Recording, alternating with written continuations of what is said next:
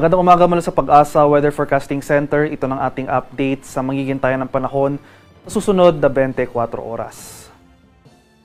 Kaninang alas 3 ng umaga, huling namatan itong sentro ng low pressure area na ating minomonitor sa layong 285 km silangan ng Infanta, Quezon. Sa ngayon, nananatiling maliit yung chance na nasabing low pressure area na maging bagyo sa susunod na 24 oras. Pero sa mga susunod na araw, hindi pa rin natin tinatanggal yung posibilidad ng development into a tropical depression. Samantala, ito namang southwest monsoon o yung hanging habagat ang patuloy nakakaapekto sa kanlurang bahagi ng ating bansa. So dito sa ating latest satellite images, makikita natin itong mga makakapal na kaulapan currently sa kanlurang bahagi ng Luzon area. Ito yung mga clouds associated sa ating southwest monsoon.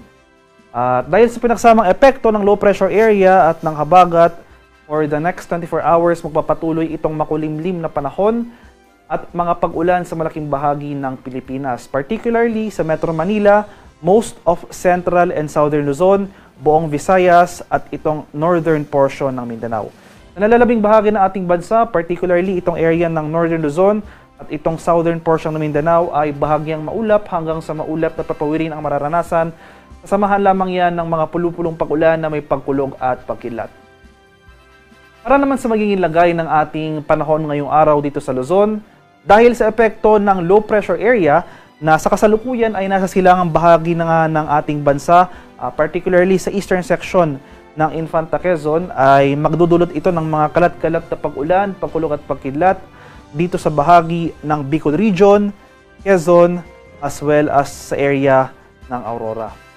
Samantala ito namang habagat, so sa kanlurang bahagi naman ng ating bansa, ay makakaranas rin tayo ng mataas na tsansa ng mga kaulapan at mga kalat-kalat na thunderstorms throughout the day dito sa area ng Metro Manila, sa nalalabing bahagi ng Central Luzon, sa nalalabing bahagi ng Calabarzon, as well as buong Mimaropa.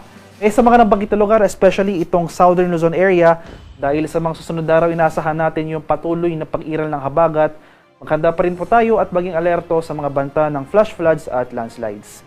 Papatuloy yung generally fair weather, medyo maaliwalas sa panahon, bahagyang maulap hanggang sa maulap na papawirin dito sa area ng Northern Luzon, Ilocos Region, Cagayan Valley at Cordillera. Pero hindi nangangahulugang wala na tayong pag-ulan na mararanasan, nandyan pa rin yung mga usual afternoon to evening na rain showers or thunderstorms. Sa bahagi naman ng Palawan, Visayas at sa Mindanao, Central and Eastern Visayas, makakaranas tayo ng mga pag-ulan na dulot ng low pressure area. So, cloudy skies at sasamahan niya ng mga scattered rain showers at thunderstorms. Samantala, itong area ng Palawan as well as itong Western Visayas and Negros Island region ay maulap na kalangitan rin ang ating mararanasan ngayong araw. Dala naman yan ng southwest monsoon habagat. Itong northern portion ng Mindanao, itong area ng Zamboanga Peninsula, Northern Mindanao at Caraga, kasana rin natin ang papatuloy yung mga kaulapan ngayong araw at babagsak yung mga malalakas sa pag-ulan na dala ng habagat mamayang hapon hanggang sa gabi. Mas maaliwalas sa panahon, so improving weather conditions na ang ating inaasahan dito sa Southern Mindanao sa mga nakarang araw. Dahil sa epekto ng habagat, tuloy-tuloy na pag-ulan ang ating naranasan over these areas. So kahit na improving conditions na over Southern Mindanao, kung magkaroon naman tayo ng mga panandaliang pag-ulan na dala ng thunderstorms, nandyan pa rin yung mga tsansa ng mga flash floods at landslides. Kaya mag-ingat pa rin tayo dito sa area ng Barm, Socsargen, at Davao Region. At ito naman yung ating latest weather advisory na in-issue kaninang alas 5 ng umaga. So ngayong araw, makakaranas tayo ng mga pag-ulan na dulot ng low pressure area at ng habagat. 50 to 100 mm sa pag-ulan ang posibleng maranasan over these areas. So starting with Palawan, sa bahagi ng Antique, Iloilo, Guimaras, Negros Occidental, ito na rin sa area ng Occidental Mindoro, Masbate, Sorsogon, Albay, Camarines Provinces, Catanduanes, Quezon, bahagi ng Cavite, Laguna, Batangas, Metro Manila, bahagi ng Rizal, Bulacan, Pampanga, Zambales, at sa Bataan. So makikita natin, no, maraming areas ngayong araw ang makakaranas ng mga pag-ulan, dulot din ng pinagsamang epekto ng low pressure area at ng southwest monsoon o yung hanging habagat. So sa eastern section ng ating bansa, most likely yung mga pag-ulan na yan ay associated sa ating low pressure area Meanwhile, yung central and western sections ng Luzon at Visayas, ito yung mga pag-ulan na associated naman sa habagat. Ngayong araw, inaasahan natin yung patuloy na paggalaw o pagkilos itong low pressure area, generally northwestward, patungo sa area ng Aurora or sa Quezon. Papatuloy yung generally northwestward na paggalaw ng nasabing low pressure area at sa ngayon, parte kasi itong low pressure area ng isang malawak na sirkulasyon. So sa mga susunod na araw, inaasahan natin na patuloy na magko-consolidate yung mga kaulapan na dala or associated dito sa low pressure area. So regardless, if maging bagyo man ito or hindi, inaasahan pa rin natin at least for today magpapatuloy itong mga malalakas sa pag-ulan over these areas shaded by yellow. Pagsapit ng bukas, araw ng Lunes, inaasahan naman natin na after baybayin or after gumalaw generally northwestward itong low pressure area na ating minomonitor, inaasahan naman natin na tatawid ito or babagtasin itong area ng Luzon landmass, particular dito sa northern or central Luzon. So by tomorrow, inaasahan natin nagagalaw, mas papalapit or closer sa ating landmass itong low pressure area at possible gumalaw inland, further inland dito sa areas ng northern and central Luzon. So gayon pa rin yung ating scenario, no? Parte pa rin ng isang malawak na sirkulasyon itong low pressure area. So along with habagat, bukas magpapatuloy pa rin itong malalakas sa pag-ulan, 50 to 100 mm dito sa area ng Palawan, bahagi ng Antique, Occidental Mindoro, sa Albay, Camarines Provinces, Catanduanes, bahagi ng Quezon, Cavite, Batangas, Zambales, Bataan, at sa Aurora. So dala pa rin yan ang pinagsamang epekto ng low pressure area at ng hanging habagat.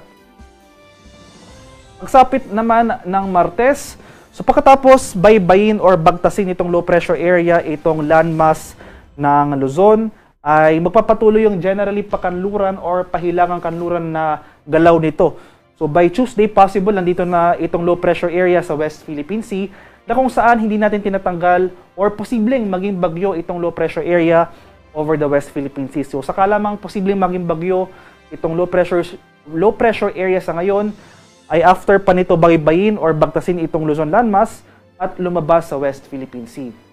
So kailangan nating pagtuunan ng pansin, no? So maging bagyo man or hindi itong LPA, along with habagat, asahan pa rin natin ang maulang panahon sa mga susunod na araw. So, sa araw ng Martes, magpapatuloy yung 50 to 100 mm sa mga pag-ulan dito sa areas shaded by yellow. So, sa lalawigan ng Palawan, Antique, Romblon, Occidental Mindoro, Albay, Camarines Provinces, Quezon, Cavite, Batangas, sa bahagi ng Bataan, Zambales at sa Pangasinan. So sa mga lugar naman na hindi na walang kulay yellow, inaasahan pa rin natin magpapatuloy yung mga kaulapan at mga kalat-kalat na thunderstorms sa nalalabing bahagi ng Luzon as well as Visayas. Pero pagsapit ng Tuesday hanggang Wednesday ay unti-unti na mababawasan yung mga pag-ulan na dulot ng habagat dito sa Mindanao. So iiral pa rin yung habagat dito sa area ng Mindanao pero unti-unti na mababawasan yung mga pag-ulan. Gayunpaman, possibly saturated na yung mga lupa over some of these areas. Patuloy po tayo maging handa at alerto, mga banta ng flash floods at landslides. So, pagtuunan rin natin ng pansin itong mga areas shaded by yellow sa ating mga kababayan over these areas. Sa mga susunod na araw, teams tuloy-tuloy yung mga pag-ulan na ating mararanasan. Maghanda po tayo sa mga banta ng pagbaha at pagguho ng lupa. So, inulit ko po, regardless if maging bagyo or hindi itong low pressure area na ito, along with habagat, for the next 3 days, ay significant na pag-ulan ang ating mararanasan. So yung karakteristik po ng mga pag-ulan na dulot ng habagat, usually nagsisimula yan pagsapit ng late afternoon to evening, magpapatuloy-tuloy yung mga malalakas sa pag-ulan, nadala niyan pagsapit or until madaling araw.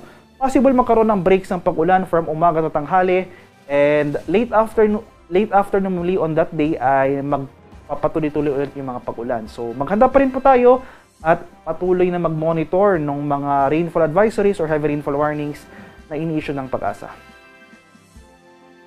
Sa kalagayan naman natin karagatan sa kasalukuyan, wala pa namang nakataas sa gale warning at banayad hanggang sa tamtamang pag-alon ang mararanasan sa malaking bahagi ng ating bansa. Gayunpaman, iba yung pag-ingat pa rin sa ating mga kababayan na maglalayag sapagkat sa kasalukuyan umiiral ngayong habagat, so mas frequent yung offshore thunderstorm activity.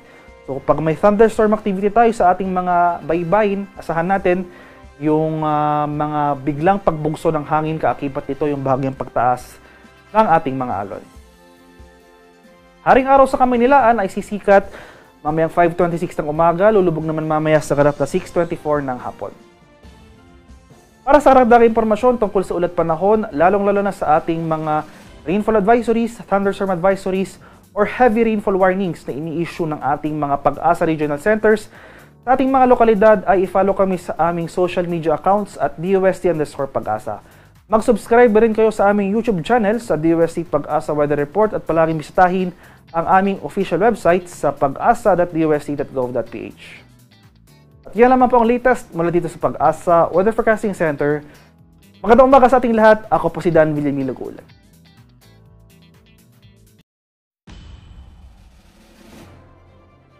Sa muli, maraming salamat sa inyong panonood at pakikinig. Once again, El Maestro. See you on my next vlog. Bye-bye!